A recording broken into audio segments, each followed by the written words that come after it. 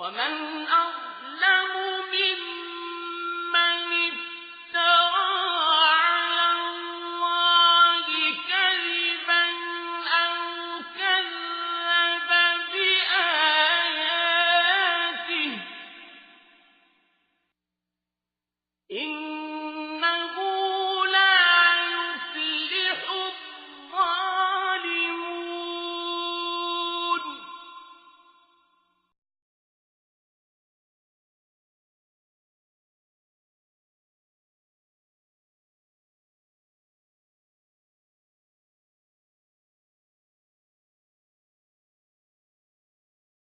الحمد لله رب العالمين والصلاة والسلام على سيد الرسل وخاتم النبيين وعلى آله وصحبه أجمعين ومن تبعهم بإحسان إلى يوم الدين وبعد. أعوذ بالله من الشيطان الرجيم. بسم الله الرحمن الرحيم. ومن أظلم ممن افترى على الله كذبا أو كذب بآياته. وقال تعالى ومن أظلم ممن افترى على الله كذبا أو قال أوحي إلي ولم يوحى إليه شيء ومن قال سأنزل مثل ما أنزل الله. وقال النبي صلى الله عليه وسلم الدين النصيحة. صدق الله العظيم وصدق رسوله النبي الكريم. ناظرین و سامعین، ہمارے سلسلہ دین بھلائی ہے، اس کے شعبہ مغالطات کا یہ 11واں مغالطہ ہے۔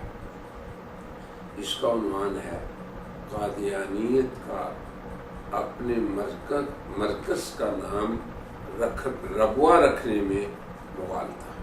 قادیانیت کا جو پاکستان میں مرکز انہوں نے بنایا تھا 1948 کے بعد، تو اس کا نام انہوں نے ربوا کیوں رکھا، اس کے اندر کیا مغالطات چھپے ہوئے۔ الحمدللہ کہ اللہ کے فضل و کرم سے قادیانیت کا یہ ربوے والا مغالطہ اپنے انجام کو پہنچ چکا ہے اور آج اس کا نام چناب نگر ہے۔ الحمدللہ۔ تو تمہیداً عرض یہ ہے کہ قادیانیت نے اپنا اصل پروگرام، اس کا آغاز مرزا غلام محمد قادیانی کی جائے پیدائش قادیان بستی سے شروع کیا۔ اب یہ بستی مشرقی پنجاب کے ضلع گرداسپور اور اس کی تحصیل بٹالہ اس میں واقع ہے۔ اس بستی کی طرف نسبت کی وجہ سے یہ مذہب قادیانیت مسلمانوں میں معروف ہے۔ پھر اس کے بعد بانی کا نام بھی مرزا غلام احمد قادیانی ہے، تو اس کے پیروکار اہل اسلام کے ہاں قادیانی کہلاتے ہیں۔ 1947 میں جب بر صغیر کی تقسیم ہو رہی تھی، پھر اس کے نتیجے میں پاکستان اور بھارت، اسی بر صغیر میں دو ملک اپنے دو مستقل ناموں سے اس دنیا کے نقشے میں ظاہر ہوئے، اور فارمولہ اس وقت یہ طے پایا کہ پنجاب کے جن اضلاع میں مسلم آبادی 51% یا اس سے زائد ہے، تو اس کا الحاق پاکستان کے ساتھ ہوگا، اور جن ضلعوں میں یعنی پنجاب جو ہے غیر مسلموں کی آبادی کا تناسب 51% یا اس سے زائد ہوگا، تو اس کا الحاق ہندوستان سے ہوگا۔ اب آپ دیکھیں، اس فارمولے کے تحت پنجاب کا ضلع گرداسپور، جس میں کہ قادیان کی یہ بستی واقع ہے اور اس کی تحصیل بٹالہ میں، شروع میں یہ پاکستان کے نقشہ میں ابھرا۔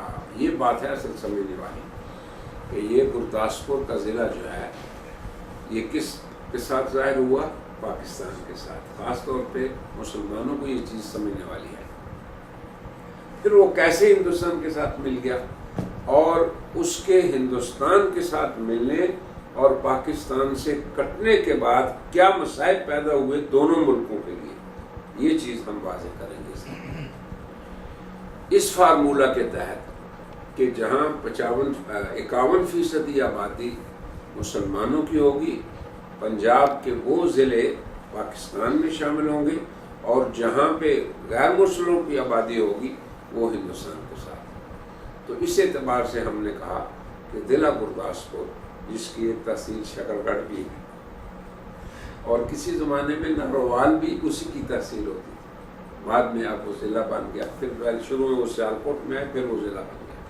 چونکہ بر صغیر کی یہ تقسیم مسلم اور غیر مسلم اس بنیاد پہ ہوئی، تو تقسیم کے ذمہ داران کا کہنا تھا کہ ان کے پاس، یعنی ہندوستانی لوگوں کی تقسیم کے دو خانے، مسلم اور دوسرا خانہ غیر مسلم، دو ہی کھانے ہیں، تیسرا کوئی خانہ نہیں کہ ایک خانہ یہ ہوگی کہ احمدی، یہ کوئی خانہ نہیں جس میں ہم احمدیوں کو الگ اور مستقل طور پر رکھ سکیں۔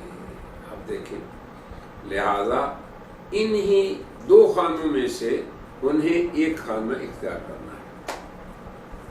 پھر یہ ہوا کہ قادیانیت کی استعمار کے ساتھ ملی بقت سے ضلع گرداسپور، جس کی آبادی مسلم آبادی کافی تھی کہ وہ پاکستان سے مل جاتا، اب اس سازش سے اس کی آبادی 51% سے کم ہو گئی۔ جب کم ہو گئی تو عجیب حالت ہو گئی، مسلمان تو وہاں سے نکلے ہی نہیں تھے، وہ تو یہ سمجھتے تھے کہ ہمیں یہیں رہنا ہے، اور یوں یہ ضلع پاکستان میں دم ہونے سے رہ گیا۔ اب آگے دیکھیں کہ حالات کیسے پیدا ہوئے۔ اگر اس وقت گرداسپور کا انضمام پاکستان کے ساتھ ہو جاتا جیسے کہ شروع میں ہوا تھا، تو نہ تو وہ لوگ جو بیٹھے رہے اس ضلع میں وہ قتل ہوتے، اور نہ ہی آگے ہم مستقبل میں جو ہوا اس کی طرف بھی اشارہ کرتے ہیں۔ تو اگر اس وقت اس ضلع کا انضمام پاکستان کے ساتھ ہو جاتا تو غور سے دیکھیں تو مسئلہ کشمیر یہ بھی موجود نہ ہوتا، اس کا وجود ہی نہ ہوتا، نہ ہی پاکستان اور ہندوستان کے مابین مسلسل جو نزاعات چل رہے ہیں، تقسیم سے لے کے 70 سال کا عرصہ گزر گیا، 71 سال کا، تو یہ نزاعات بھی پیدا نہ ہوتے۔ کیوں کہ کشمیر کو جانے والے تمام راستے پٹھان کوٹ سے گزرتے ہیں، جو ضلع گرداسپور میں واقع ہے۔ اس ضلع گرداسپور کا ہندوستان کے ساتھ الحاق یہی تمام مسائل کی اصل جڑ ہے، اور کشمیریوں کے تمام حقوق کی جو پامالیاں آج تک ہو رہی ہیں، اور ان کے مردوں کا قتل، ان کی عورتوں کی بے عزتی اور بے حرمتی، اور ان کے چھوٹوں اور بڑوں پر ہونے والے مظالم، اور سال ہر سال سے اہل کشمیر کے حق میں ہندوستان کے جبر و استبداد کی کہانی، اس کا آغاز ہی اسی بنا پہ ہوا۔ پھر دونوں ممالک میں بڑی بڑی جنگیں بھی ہوئیں، اور سبب وہی مسئلہ کشمیر۔ یہ سب کچھ گرداسپور کے ہندوستان کے ساتھ الحاق کی وجہ سے ہوا۔ اس ضلع کا ہندوستان کے ساتھ انضمام یہ کیوں ہوا؟ یہ قادیانیوں نے اپنے لیے اس اصرار پہ کہ ہمیں مسلم کا خانہ نہیں چاہیے، ہمیں احمدیت کا خانہ چاہیے۔ وہ آپ سمجھ گئے بات میں؟ ایک خانہ ہے مسلم، دوسرا ہے غیر مسلم، انہوں نے کہا نہیں، ہمیں احمدی یہ خانہ تیسرا چاہیے۔ اب مسلمانوں اور غیر مسلموں کے ساتھ تیسرا خانہ ہی نہیں ان کے پاس، تو یہ سب لوگ مسلمانوں کے خانے میں نہیں آئے۔ جب یہ نہیں آئے تو یہ ہوا جو ہوا۔ اس کے نتیجے میں اس ضلع کے مسلم باشندوں کی اپنے گھروں سے، اب یہ غور سے سمجھنے والی بات ہے کہ یہ تو پہلے وہاں بیٹھے ہوئے تھے سب کے سب، اب فوری طور پہ انہیں نکلنا پڑا، پیش کی منصوبہ بندی کے بغیر آنن فانن انہیں اپنے گھروں کو چھوڑنے پر مجبور کیا گیا۔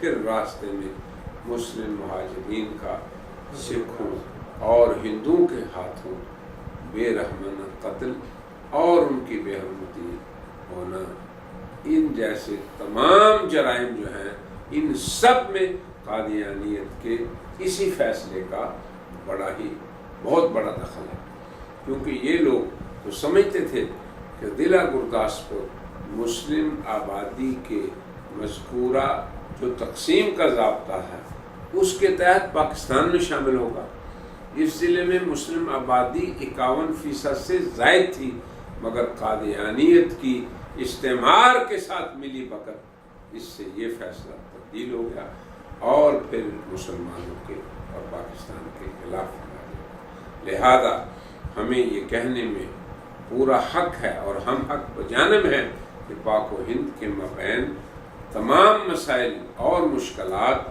اور اس خطے کے مسلمانوں کے جملہ مسائل یہ بھی قادیانیت کے نامہ اعمال میں ہی لکھے جائیں گے۔ رہے قادیانی لوگ تو وہ اب آپ دیکھیں یہ بھی بات، یہ بھی آخر وہی رہتے تھے، مگر چونکہ استعمار کی سیاست کے پیش نظر وہ ان فسادات میں بالکل محفوظ نہیں۔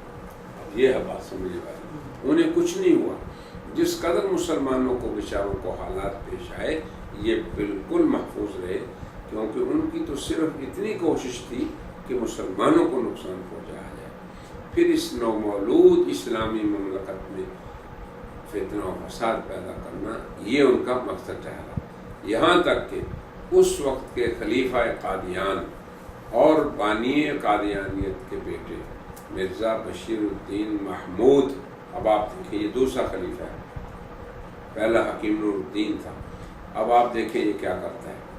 اب دارالامان تھا قادیان ان کے نبی کے بقول، اب انہوں نے کیا پلاننگ کی کہ اب ہمیں پاکستان جانا چاہیے، یہ بھی پلاننگ کے تحت انہوں نے قادیان کو چھوڑا، وہ تو اسے دارالامان کہتے تھے اور یہ بھی کہتے تھے کہ یہ اللہ کی طرف سے دارالامان ہے اور یہ وحی ہے ان کے نبی کی۔ ہم یہ کہتے ہیں کہ نہیں، یہ اس کی جھوٹی وحی تھی اور اس نے اللہ پہ بہتان باندھا، اس کی سزا اللہ نے اس کی امت کو دی۔ قادیان کو انہوں نے حرم مکہ کی طرح حرم محترم کہا اور دارالامان قرار دیا، اور یہ کہا کہ جیسے مکے میں داخل ہونے والا امن میں آ جاتا ہے، ایسے ہی قادیان جو ہے یہ دارالامان ہے، جو یہاں داخل ہوگا وہ بھی امن میں آ گیا۔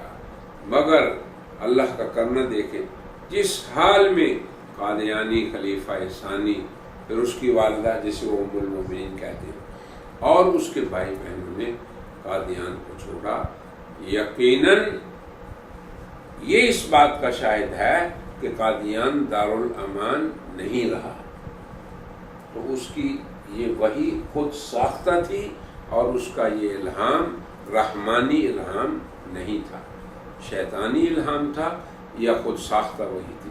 اور یوں قادیانی اس مصنوعی اور جھوٹے دارالایمان سے نکل کر لاہور پہنچے۔